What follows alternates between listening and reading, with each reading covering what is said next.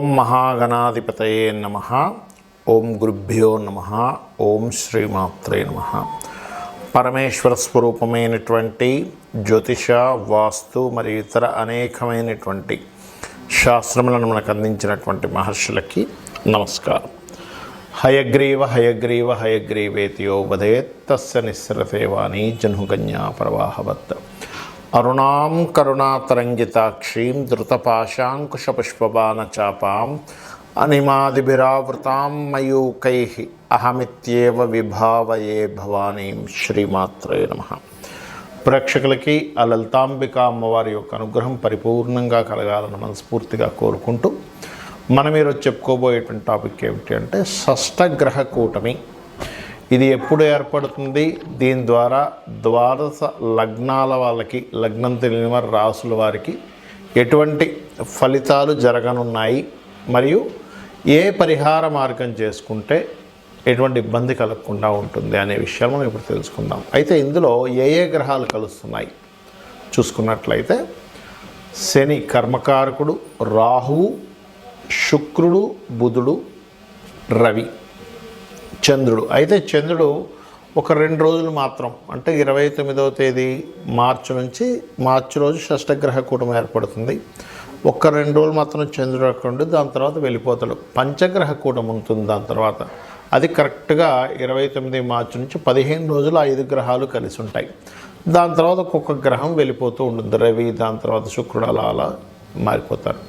అయితే ఈ గ్రహ కూటమి వల్ల ద్వాదశ లగ్నాల వారికి ఏమి జరగబోతుంది, ఎటువంటి పరిహార మార్గాలు చేసుకోవాలనే విషయాన్ని చెప్తుంది నేనైనప్పటికీ కూడా చెప్పిస్తుంది సాక్షాత్ లలిత అమ్మవారిగా భావిస్తూ ఒక్కొక్క లగ్నము లేదా రాశి గురించి తెలుసుకుందాం. కన్యా లగ్నము, కన్యా రాశి. మీకు మీ యొక్క లగ్నం నుంచి లేదా లగ్నం తెలియని వారి రాశి నుంచి చూసుకుంటే కన్యా రాశి నుంచి 7వ స్థానంలో షష్టగ్రహ కూటమి ఉంటుంది. 29 మార్చి నుంచి ఒక 15 రోజులు. అయితే అందులో 2 రోజులు మాత్రమే 6 గ్రహాలు కలిసి ఉంటాయి. 2 రోజుల్లో చంద్రుడు మారిపోగానే 5 గ్రహాలు కలిసి ఉంటాయి 7వ స్థానంలో. ఈ 7వ స్థానం అనేటువంటిది మనకి ఎటువంటి శుభ ఫలితాలు ఇస్తుంది. ముఖ్యంగా చూసుకున్నట్లయితే ఒక డిజైర్ ఉంటుంది చూసారా, ఒక ప్రయత్నం, ఒక కోరిక పుట్టింది, దాన్ని మనం కార్యరూపం దాల్చడానికి ఎంతవరకు మనం ఎఫర్ట్ పెడతాము అనేది 7వ స్థానం, కామ్యస్థానము అంటారు. ఆ కామ్యస్థానాన్ని చేరుకోవడానికి ఒక స్టెప్ ముందు పడడానికి బాగుంటుంది.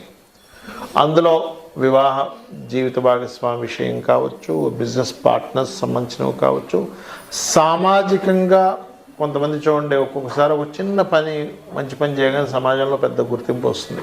కొంతమందికి పాపం ఎంత వాళ్ళు కష్టపడుతున్నా గుర్తింపు అనేటువంటి తర్వాత సోషల్ మీడియాస్ ద్వారా కావచ్చు, యూట్యూబ్, రకరకాల మాధ్యమాలు ఉన్నాయి మనకి. ఆ రకంగా మీరు ఎక్కువ ఫోకస్ అవ్వడానికి, సమాజంలో ఎక్కువ ఫోకస్ అవ్వడానికి ఈ షష్టగ్రహ కూటమి, అందులో ముఖ్యంగా 29 మార్చి నుంచి ఏప్రిల్ 14 వరకు ఉండే పంచగ్రహ కూటమి కూడా మీకు తోడ్పడుతుంది. వివాహానికి, సామాజిక సంబంధించిన విషయాలకన్నిటికీ కొత్త అగ్రిమెంట్స్, కొత్త పరిచయాలు కూడా ఏర్పడతాయి. మీరు చేసేటువంటి వ్యాపారాలలో లాభం, ఇంతకుముందు గతంలో ఏదైతే లాభాలు రావట్లేదు అని ఇబ్బంది పడుతున్నారో లాభము రావడానికి ఎక్కువ గ్రహస్థితి అనుకూలంగా ఉంది. ఇక మరి జాగ్రత్తలు ఏం తీసుకోవాలి చూసుకున్నట్లయితే ఇక్కడ సంతానం విషయంలోని, ప్రేమించిన వారితో అనవసరమైన ఘర్షణ వాతావరణం జరుగుతుంది అనుకునేటప్పుడు ఆ యొక్క విషయాల్లోని కొంత జాగ్రత్త తీసుకోవాలి. మరియు ఇన్సూరెన్సెస్ రిలేటెడ్ సంబంధించిన విషయంలో కొంతమంది చూడండి నెగ్లిజెన్స్ చేస్తుంటారు. పర్లేదు తర్వాత కడదాంలే, కార్ ఇన్సూరెన్స్ కావచ్చు, ఫ్యాక్టరీస్ కావచ్చు, వాళ్ళ ఇన్సూరెన్స్ పాలసీలు ఏమైనా రెన్యువల్ చేసుకునే విషయాలు కావచ్చు. ఇటువంటి విషయాల్లో ఎట్టి పరిస్థితుల్లోనే తొందరపాటు నిర్ణయాలు పనికిరావు. ఒక్కొక్కసారి టెంపుల్కి వెళ్ళి అక్కడేదో దోషం చేస్తూ ఉంటాం. అటువంటి విషయాల్లో రీసెర్చర్స్, పిహెచ్డీస్ చేసేటువంటి విషయాల్లో, అదేవిధంగా ఏదైనా మెడికల్ రిలేటెడ్ సంబంధించిన వ్యాపారాలలో ఇన్వెస్ట్మెంట్ చేసేటువంటి విషయాల్లో ఈ పర్టికులర్ అంశాల్లో జాగ్రత్తగా ఉండాలి. లగ్నంలో ఎప్పుడైతే కేతు సంచారం జరుగుతూ ఉంటుందో కొన్ని విషయాలని ఏమీ కాదులే అనేటువంటి నెగ్లిజెన్సెస్ కూడా ఇస్తూ ఉంటుంది. కాబట్టి ఈ యొక్క విషయాల్లో చాలా జాగ్రత్తగా ఉండండి. మీరు చేయవలసినటువంటి దేవతారాధన ఎక్కువగా కాళికా అమ్మవారి యొక్క ఆరాధన చేయడము, మరియు ఈ వెంకటేశ్వర స్వామి యొక్క ఆరాధన చేయడం చేయండి. అన్ని విధాలా బాగుంటుంది. మరియు గోవుకి బెల్లము, గ్రాసము ఇవి తినిపించండి, అన్ని విధాలా బాగుంటుంది. ఇక లగ్నము నక్షత్రం తెలియని వారు కూడా ఏం చేసుకోవాలో చెప్తాను. షష్టగ్రహ కూటమి జరిగినటువంటి ఆ 15 రోజులు, అందులో ఒక గ్రహం పక్కకు పోగా 15 రోజులు పంచగ్రహ కూటమి ఉంటుంది. ఉన్నందుకు మరి నక్షత్రము, రాశి ఏమి తెలియని వాళ్ళ పరిస్థితి ఏమిటి, ఏం చూసుకోవాలి అంటే, ఒకటి, అందరూ కూడా ఫైనాన్షియల్ మ్యాటర్స్ సంబంధించిన విషయంలో చాలా జాగ్రత్తగా ఉండండి. ఉద్యోగ సంబంధించిన వాటి మీద ప్రభావం చూపిస్తూ ఉంటుంది. ఎందుకంటే శని భగవానుడు వెళ్ళి రాహుతోని, రవితోని, అనేక గ్రహాలతో కలిసి ఉన్నాడు. అనేక అవకాశాలు కూడా వస్తాయి, రావని కాదు, కానీ తొందరపాటు నిర్ణయాలు తీసుకోకండి. అదేవిధంగా సంతాన సంబంధించిన విషయాలు, వివాహ సంబంధించిన విషయాల మీద దీని ప్రభావం ఉంటుంది. అంటే జన్మజాతకం ఉన్నా లేకపోయినా దీని ప్రభావం వీటి మీద ఎక్కువగా ఉంటూ ఉంటుంది. మరి ఇది కాలం మీద ఎటువంటి ప్రభావం చూపిస్తుంది? సర్వసాధారణంగా ఆ సమయంలో గ్రహణాలు కూడా ఉన్నాయంటున్నారు. మార్చి 14, మార్చి 29. అయితే మన ఇండియాలో గ్రహణం లేదు కాబట్టి మన ఇండియా మీద పెద్ద ఎఫెక్ట్ ఏమీ ఉండదు.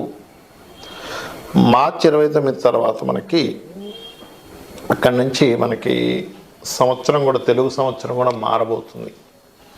ఎప్పుడైతే విశ్వవసు నామ సంవత్సరం వస్తుందో క్రోధినామ సంవత్సరం సంబంధించినటువంటి ప్రభావం కూడా తగ్గుతుంది. కాకపోతే విదేశీ సంబంధించిన విషయాల్లో అనేకమైనటువంటి దేశాలకి కొద్దిగా ఆర్థిక మాన్యము అంటూ ఉంటారు. ఈ ఆర్థిక మాన్య ప్రభావం విదేశాల మీద ఎక్కువ పడుతూ ఉంటుంది. మన దేశంలో పడదా అంటే చిన్నపాటి చూపిస్తుంది. కాకపోతే ఇప్పుడు ఉన్నటువంటి గ్రహస్థితిని, రాబోయేటువంటి గ్రహస్థితిని కనుక చూసుకున్నట్లయితే అది జలరాశుల్లో అవుతుంది. కాబట్టి కొంచెం జల ప్రదేశాల్లో ఉండేవారు, విదేశాల్లో ఉండేవారు కొంత జల సంబంధించినటువంటి ప్రభావం ఎక్కువగా ఉంటుంది. అంటే ఆకస్మికంగా జల సంబంధంగా వస్తుంటుంది చూసారు, వర్షాలు పడడం, తుఫాన్లను, సముద్రాలు పొంగడం, ఇట్లాంటి ప్రభావం జలరాశుల్లో షష్టగ్రహ కూటమి జరుగుతున్నందుకు దాని మీద ప్రభావం చూపిస్తుంది. ఇది ముఖ్యంగా గుర్తుపెట్టుకోండి. అయితే ఈ షష్టగ్రహ కూటమి తర్వాత కొంచెము భూమికి సంబంధించినటువంటి విషయాలలో చూసుకున్నట్లయితే కొంత పాజిటివ్ ఫలితాలు కూడా వస్తాయి మనకి. ఇండియా, మన ఈ ప్రాంతాల్లో చూసుకున్నట్లయితే అంటే విశ్వవసునామ సంవత్సరం నుంచి ల్యాండ్ రిలేటెడ్ సంబంధించినవి కొంచెం స్లోగా మూమెంట్ వస్తుంది. ఇప్పుడు మనకి చూడండి, హైదరాబాద్లో ఎక్కడ భూములు అక్కడ స్ట్రక్ అయిపోయినట్టుగా ఉన్నాయి అని అనుకుంటున్నాను చూసారు. ఇది ఇంకొక 4-5 ఏళ్ళ వరకు పెద్దగా మారే పరిస్థితి లేదు అని చాలామంది వాపోతున్నారు.